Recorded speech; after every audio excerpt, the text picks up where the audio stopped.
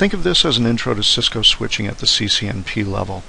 I'm going to discuss the environment, the LAN environment, and talk about where we've come from. I'm going to assume also at this point that you're fundamentally familiar with CCNA level technology, how to set up, configure, and administer, and I'm going to discuss technological evolution here. Evolution of the LAN environment, moving from the hubs to the switches to the layer 3 switches where we are nowadays, and lead that into Cisco's model for networking in the state of the art, the Cisco Enterprise Composite Network model, and give you a fundamental concept of network design. Now that we have all this cool technology, how do you make it work for you? And I'll talk a little bit about design strategy to help you comprehend it, from VLANs to spanning tree protocol to where routed links come in and all that stuff. And finally, I'll talk about the switch operating systems that exist today. The old one, Cat OS, and the modern one, native iOS. So let's get going. Okay. So if you've hung with the network landscape over the years, you've actually witnessed the evolution yourself. So, as every technology changes, so does this. Back in the late 80s and early 90s, we had our hubs, and I still actually, truth be told, have a few hubs around that for some reason I just haven't gotten rid of. Now on a hub, every packet, frame, and bit that's sent out goes to every single device that is connected to the hub. A hub is a layer 1 device, a physical layer device. If you're referring to the OSI model, all 7 layers, the bottom layer is the physical layer, and that's where the hub resides. All it does is simply regenerate the signal and send it back out. And the problem with hubs is, as soon as you get around to say 20 or 30 devices, you begin getting a lot of collisions happening. These packet collisions require retransmission of the data. Now these broadcast collisions slow down everything. And with modern applications of today, you just could never consider sending something like voice over IP, like telephone, over a hub. Never. So everything changed when the layer 2 switch came out. And when it went mainstream, switches introduced wonderful technology to us. Every single port on a switch was its own collision domain. This is the concept behind what is known as network segmentation, or even microsegmentation.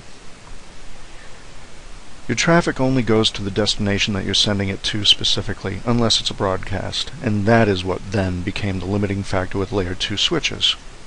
Broadcast traffic is always sent everywhere by design, so you'd reach a scalability limit with regard to broadcasts. But you're talking about a point where you hit 200, 300, or possibly even more devices on a switch before there was noticeable slowdown. But layer 2 switching did allow some real enterprise level scalability, and this is also where we started to see VLANs come out, or virtual local area networks. VLANs changed everything because we thought, great, now we don't need to put routers between everything. We can use these VLANs to segment, and we can use also something called a router on a stick. It's a funny sounding name, but at the CCNA level, router on a stick is the only inter-VLAN solution that is spoken of seriously. By definition, there is no communications between VLANs unless it is routed at the IP layer. Switching takes place at layer 2, routing is layer 3. But the router on the stick has a limitation, and that would be where we attach the router, like this. It just shoots off from the switch via trunk port. Now, suppose in this case we've got 3 VLANs hanging off this switch, and for argument's sake we have 50 devices in each VLAN. That could be a fair amount of traffic. And suppose we call them VLAN 30, 40, and 50. But the limitation of router on a stick is the trunk itself, because the traffic is all being routed from VLAN 30 to the router and back to, say, VLAN 40, then from 40 to the router and back to 50, like this. So you end up with a yo-yo type situation. Simultaneously, all this traffic's going on. So even though this is somewhat scalable, and it was viable for a lot of business, this is actually a bottleneck. So the bandwidth of that trunk became your scalability limitation, because the link is only just so fast. And if you're lucky, it's gigabit. So that's why layer 3 switches came out. Boom. This guy. Switching takes place at layer 2 of the OSI model. Routing takes place at layer 3, but if you have a layer 3 switch with routing functions built right into it, now you can have those 3 VLANs or however many VLANs you want. It's all inside the switch. It's a swouter. Now you can create switch virtual interfaces inside the switch, say for interface VLAN 30, interface VLAN 40, and interface VLAN 50, and you can give them all their own IP addresses. Now, with it being strictly inside the switch, the limiting factor is the speed of the backplane of the switch itself. You've got gigs and gigs and gigs per second of bandwidth there, available for your routing purposes. And in our mainstream or multi-layer switches, there is no slowdown now. Not like with 1 or 2 Cat5 cables trunking an exterior router. This is much, much faster. So the layer 3 switch changed everything. And this is where we are today. Now we have some pretty good elements in place for controlling enterprise scale or global networking, but we need a design to follow, an overall plan. So after thinking about it, you wonder, where do you put your layer 3 switches? Should every switch be a layer 3 switch?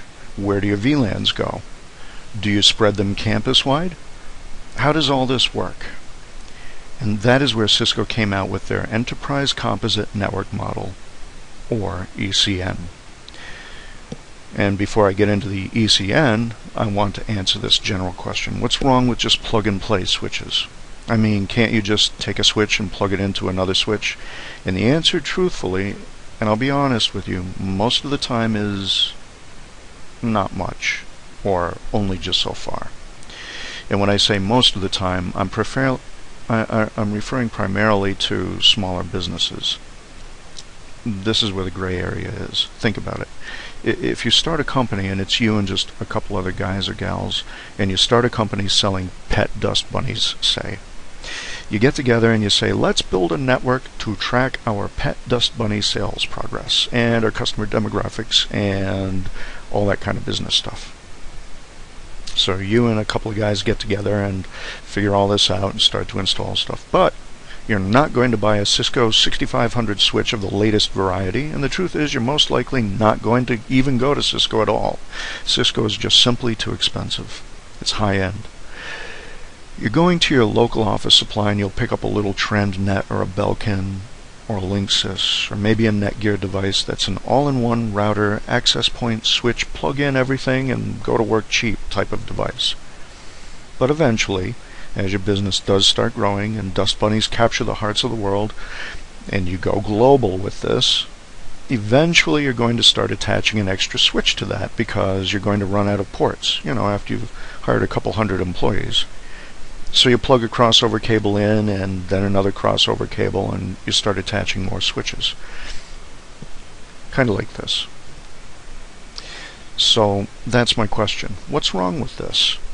Well, honestly, nothing. Fundamentally nothing is wrong with that. You get, say, 5, 10, 15 people, add another application server, or you expand your domain with a backup controller and a backup storage server, and maybe you want replication of your vital business data now. And eventually the business just grows large enough that you become actually truly dependent upon this technology. In other words, if you were to have a fire and the office is burned down, your notebook's not going to save you, usually after a certain point.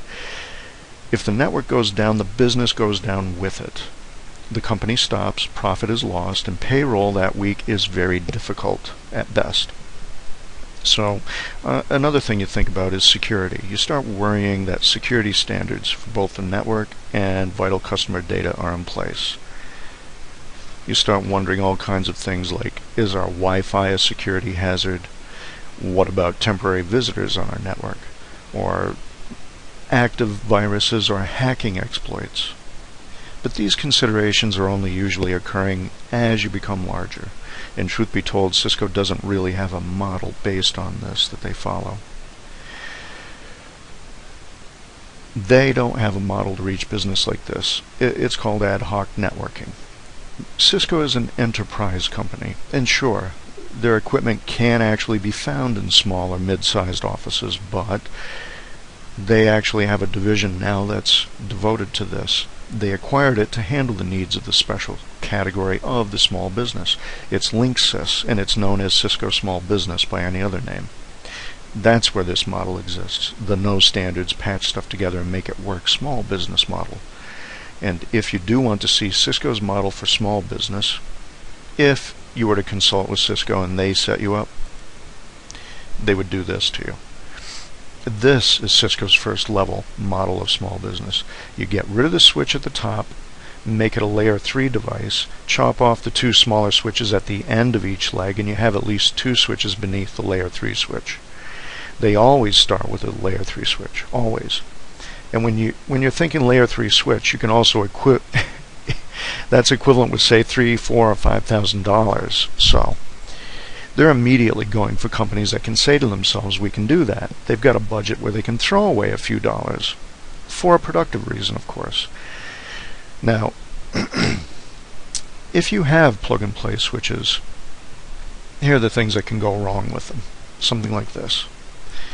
You could lose your central switch. That really breaks your network up. Or maybe you lose a link to a router and you lose half your network. It becomes complicated to use spanning tree protocol in these types of environments. Spanning tree protocol is a network loop prevention mechanism.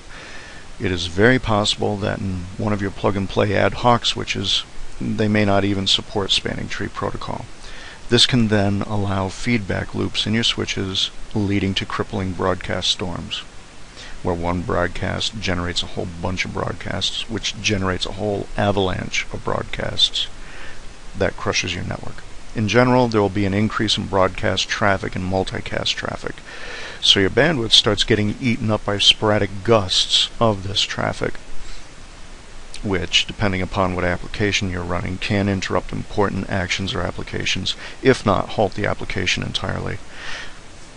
Your switches simply begin to slow down, and their capacity to switch useful data becomes hampered, because they become more and more involved in dealing with broadcasts.